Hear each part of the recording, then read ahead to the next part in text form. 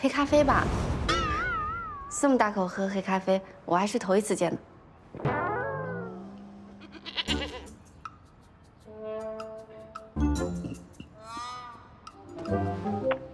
徐律师，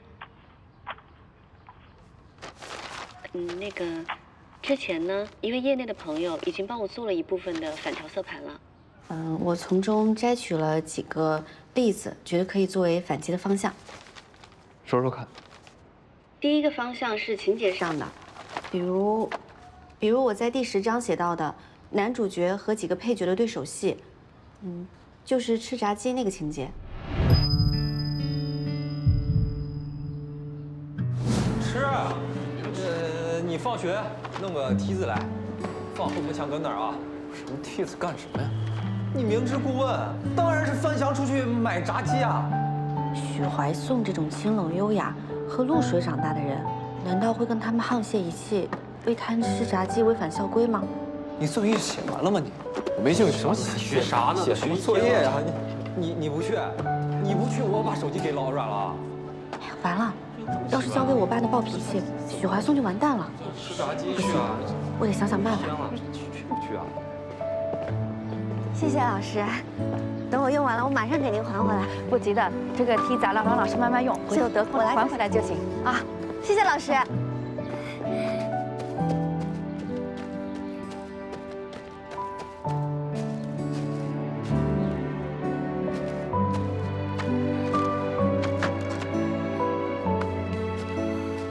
许怀颂，这下他们不会为难你了吧？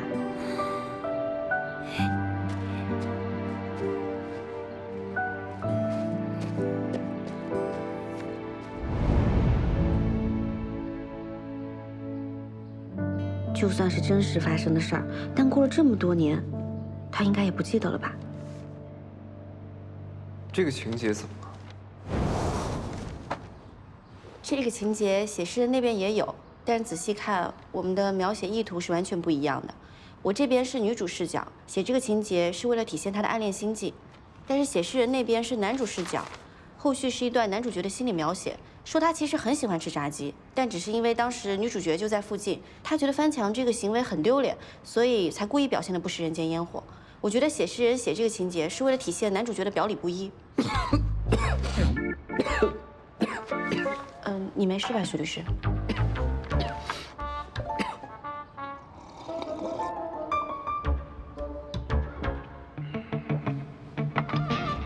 所以，后来把梯子还回去了，你有挨罚吗？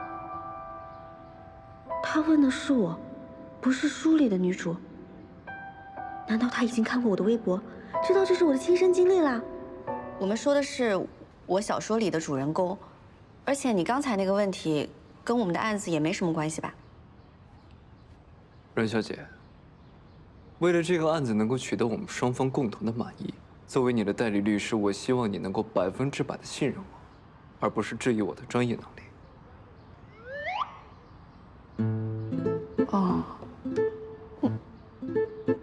那女主有没有受罚，跟这个案子到底有什么关系啊？写诗人写了，第2天，男主看到了女主在罚站。如果说你的女主也挨罚了，幸好我觉得女主太惨了，所以没把这段写进去。许律师，你真是目光如炬，我刚刚差点错怪你了，不好意思啊。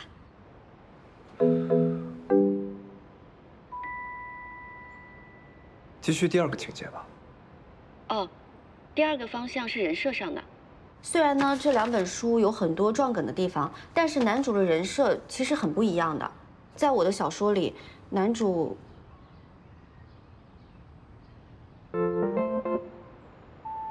我的小说里，男主安静优雅、成熟稳重，虽然性格高冷，但是内心很温柔，还是很有内涵的学霸。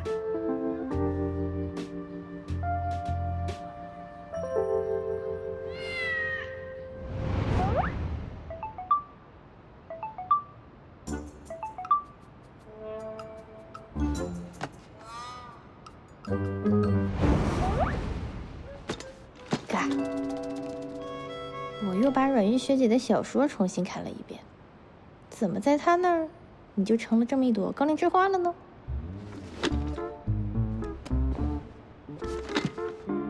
哥，你以前是不是每天在她面前装模作样啊？哦，现在看来阮玉学姐应该喜欢那种调调的。哥，你要小心哦，不要人生崩塌哦。你作业太少了。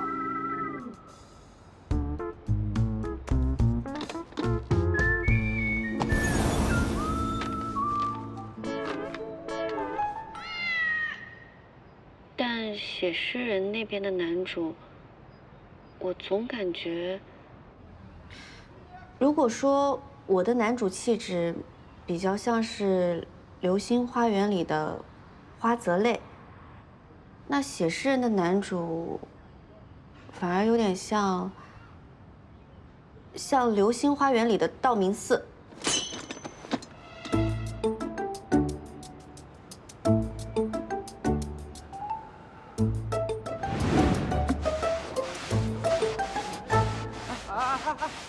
别动啊！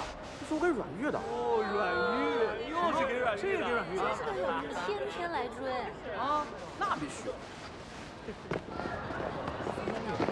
喂，女人，刚在食堂看到你爱吃的烤玉米，拿去。不必，又是你啊！什么十班道明寺？你以为你什么霸道总裁吗？哼，幼稚！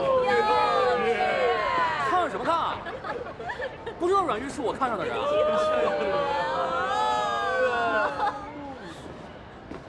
我没有把你告到老阮面前，已经很给你面子了。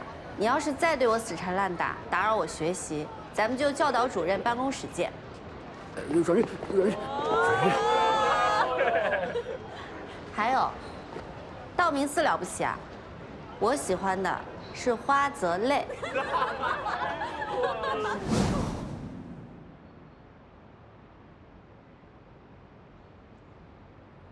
不好意思啊，你刚刚说什么？哦，我可能说的太复杂了，简单总结一下就是，我觉得写诗人的男主很贪玩，很幼稚。那个年龄的男生，不都差不多？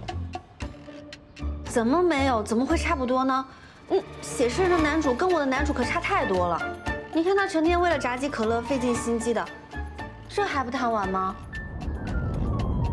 而且他为了博得女主好感，每天都在女主面前装模作样，这还不幼稚吗？这跟我的男主一点都不一样。我记得后面还有一些情节可以证明，你等等，我找给你看看。不等了，今天的会就先到这儿，改天继续。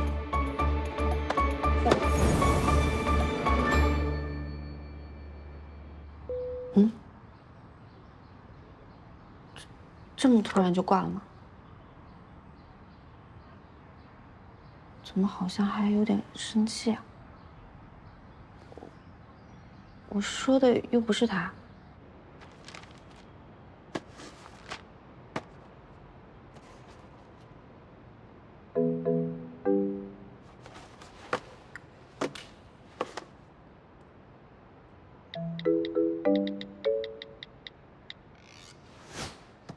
做啥梦呢，大兄弟？能问出这种问题，那这辈子是铁定做不了高冷贵族了。高冷要优雅，要胸有成竹。